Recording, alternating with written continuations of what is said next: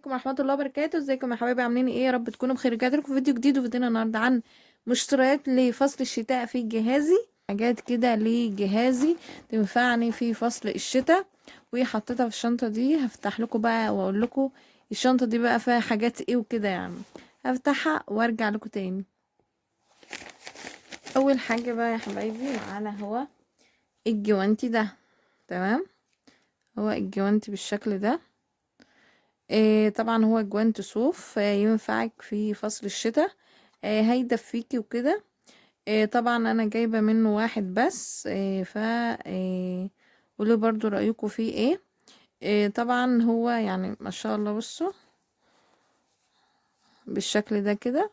وبصراحه هو بيدفي، واحنا اصلا في فصل الشتاء دلوقتي، هتلاقي الجو بارده، فانتي يعني جميل جدا وانت قاعده في البيت، وانت ماشيه في الشارع ان انت تلبسيه هيدفيكي جدا يعني. فده كان اول حاجة جبتها تنفعني بصله برضو في فصل الشتاء يعني وكده. تمام. جبت تاني ايه حاجة حبايبي، هي الجوانتيات برضو دي بالشكل ده. بصوا، جبت الجوانتيين بالشكل ده. بصوا اللي هو بفرو كده.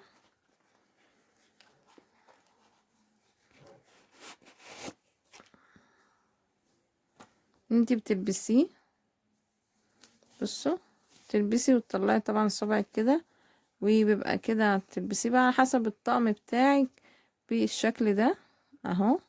وبيدفيكي برضو. قولوا برضو يا حبايبي رأيكم ايه فيه. تمام. ده كان الجزء التاني برضو حبايبي، فانتوا قولوا برضو رأيكم ايه. وده الشكل التاني، طبعا هو شكله مختلف. بصوا الفرق، الغرزة نفسها بتاعت الجوانتيين مختلفين اهو. وده طويل وده قصير، ده اطول منه شوية، وده ايه اقصر منه برضو. افتحه لكم برضو اوريك اهو بالشكل ده اهو برضو.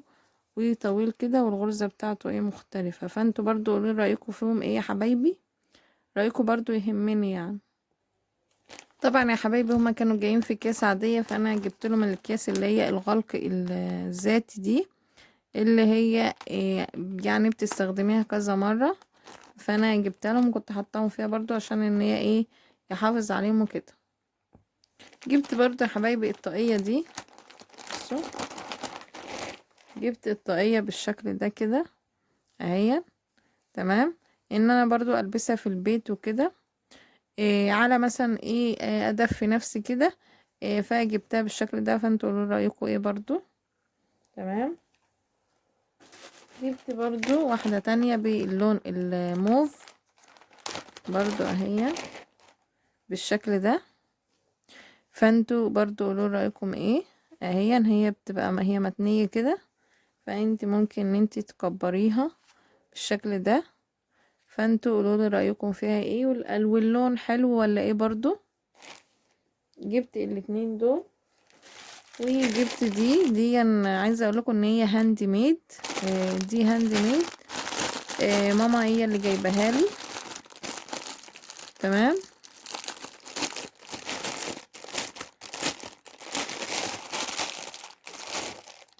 اهي بالشكل ده كده اهي.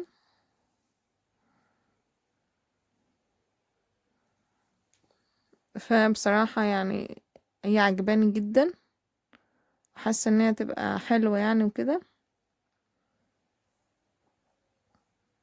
فانتوا برضو قولوا لي رايكم فيها ايه. هي باللون البيج كده. جبت ايه يا حبايبي، جبت برضو ده جوانتي بس هاند ميد. آه انا اللي طالباه فعملته. بصوا بصوا اللي هو انا قلت لها اعملي لي جوانتي.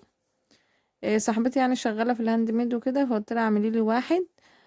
فعملته لي بالشكل ده. بصوا اهو. تقولوا لي برضو يا حبايبي رايكم فيه ايه. بصوا يا حبايبي اهو. والفردة التانية طبعا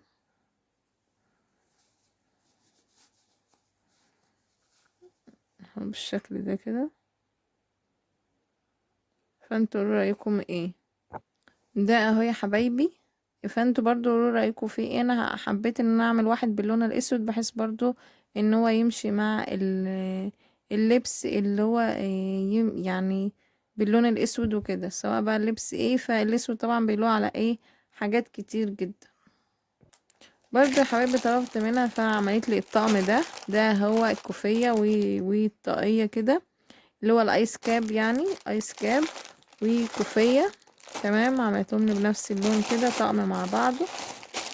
تمام يا حبايبي. بصوا هي عاملاولي كده بشريط الستان، هي اللي عاملاولي بالشكل ده. فاللي هو بصوا ان انا لو فكيته ممكن معرفش ارجعه تاني، بس هو بصوا هي بالشكل ده كده. ثانية واحدة. بصوا اهي عاملالي في الاخر كده زي ما انتوا شايفين اهو. تقولوا لي برضو هي يعني رأيكم في الالوان ايه. هي عاملولي زي حاجة كده حلوة تمشي مع البنيات والروز والابيض. إيه، فيها الوان كتير. فده كانت شكلها. وده الايس كاب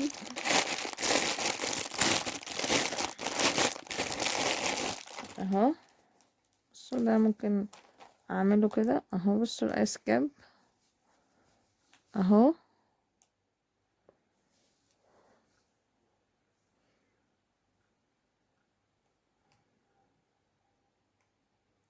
فانتوا قولولي برضو يا حبايبي إيه يعني رأيكم. الالوان حلوة، الشكل حلو، ده هاند ميد. تمام. جبت ايه كمان يا حبايبي؟ جبت البتاع ده. بص هو انا مش عارفة اسمه، فاللي عارف اسمه قولهولي.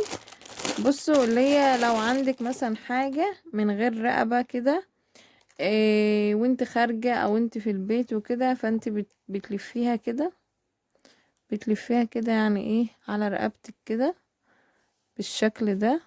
تمام. إيه زي نظام رقبة كده، بتدفي بيها إيه بتكملي بيها لبسك. الحاجات دي كلها انا جبت واحدة بلون النبيتي، عشان انا مش متأكدة ان انا هستخدمها كتير يعني، او ممكن استخدمها اصلا يعني وكده. تمام. فانتوا قولوا رأيكم ايه. ماشي يا حبايبي. جبت برضه يا حبايبي، جبت الشال ده. جبت الشال ده هو بالشكل ده يعني. بصوا هو كبير على فكرة اهو. هو طوله مترين تقريبا او متر ونص. تمام. هو يعني طوله طويل، وعرضه عرضه متر. العرض بتاعه متر وطوله مترين، او مترين او متر ونص. تمام. جبت طبعا جبت باللون ده. فانتوا بقى قولوا رأيكم في اللون ايه، حلو ولا ايه. قلت ان هو ينفعني في اللبس الخروج. هبقى حاطاه يعني ايه ان هو طبعا الجو بقى ساقع وكده، فان انا احطه ممكن ان انا انسق بيه طقم ان انا برضو ان انا البسه على لبسي وانا خارجة وكده. تمام. احطه في شنطتي لو حسيت ان الجو برد وكده ايه اطلعه والبسه. جبت يا حبايب برضو واحد باللون ده، وانا ما حبيتش اكتر فيهم يعني وكده، عشان اشوف استخدامي لهم ايه. لان انا يعني في لبس وكده مش بستخدم الشيلان كتير اصلا. فانا قلت ان انا اجيب برضو 2 تغيير ليا بعد الجواز. فجبت الشكل ده واللون ده. فقولوا رأيكم في اختيار الاشكال والالوان ايه.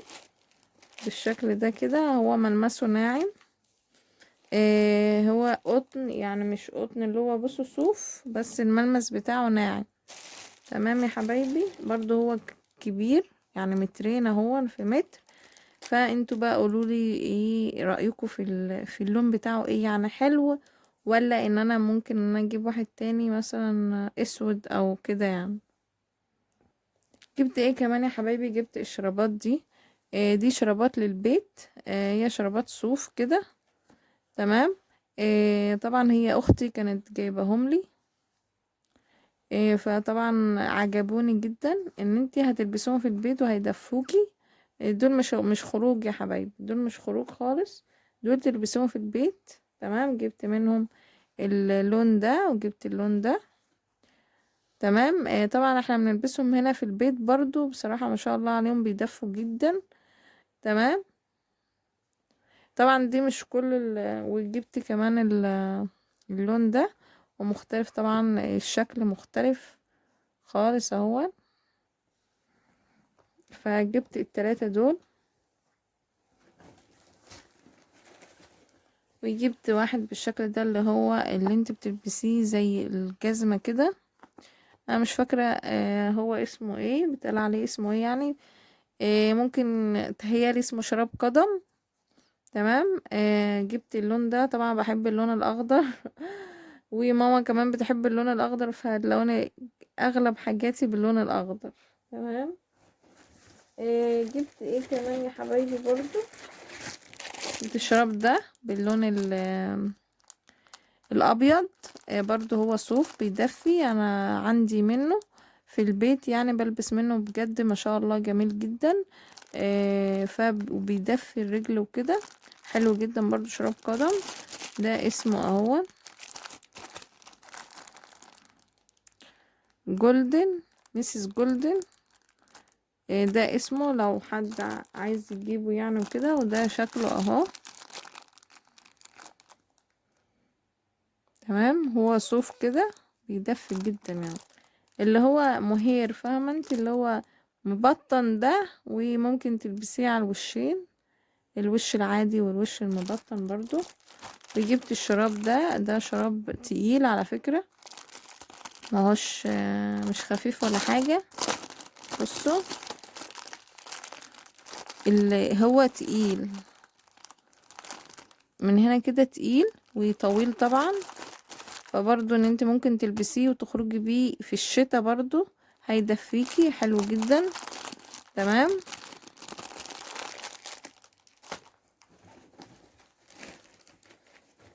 جبت برضو الشراب ده صوف برضو للشتاء يعني. فلقيته ان هو شكله جميل كده برضو، ان انت ممكن تلبسيه وتخرجي بيه لو على كوتشيات ولا حاجة. برضو هو يعني إيه جميل جدا. اللي عجبني فيه الشكل بتاعه يعني وكده. تمام. طبعا دول مش كل الشرابات اللي انا جايباها في الجهاز يعني وكده، بس انا حبيت اقول لكم الحاجات اللي هي ممكن تلبسيها في الشتاء، سواء ده ممكن تلبسيهم في البيت، الشرابات دي تلبسيها في البيت وكده.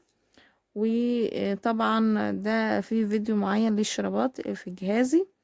ودي كل الحاجات اللي انا اشتريتها لفصل الشتاء في جهازي. برضو ان انتي في حاجات كده ان انتي بتجيبها في الجهاز، جوانتيات، كوفيهات، اللي هي الايس كاب، الجوانتيات، الشيلان، الكوفية يعني وكده، والشرابات طبعا اللي بتلبسها في البيت عشان تدفي رجليكي. كل الحاجات دي مهمة طبعا في جهازك، ان انتي تفكري فيها وان انتي تجيبيها، ودي حاجة ضرورية عندك. تمام يا حبايبي، دي الحاجات اللي انا جبتها. اتمنى تقولوا رأيكم فيها ايه برضو، ولو في اي كومنت او اي حاجة اكتبولي في الكومنتات. ولو عايزين حاجة معينة اكتبولي برضو في الكومنتات. واتمنى فيديوهاتي تكون بتعجبكم، وان هي تكون بتفيدكم دايما. انا اهم حاجة عندي ان انا افيد كل العرايس اللي بتجهز، وان هي ما تبقاش ناسية حاجة، وتجيب كل حاجة يعني وكده. وبرضو لو انا ناسي اي حاجة او في حاجة مثلا مش تمام، فانتوا اكتبولي في الكومنتات، لان احنا كلنا بنفيد بعض. تمام يا حبايبي، اتمنى يكون الفيديو عجبكم. ما تنسوش اللي مشتركش في القناة يشترك في القناة وفعل زر الجرس، واشوفكم على خير فيديو جديد. باي باي.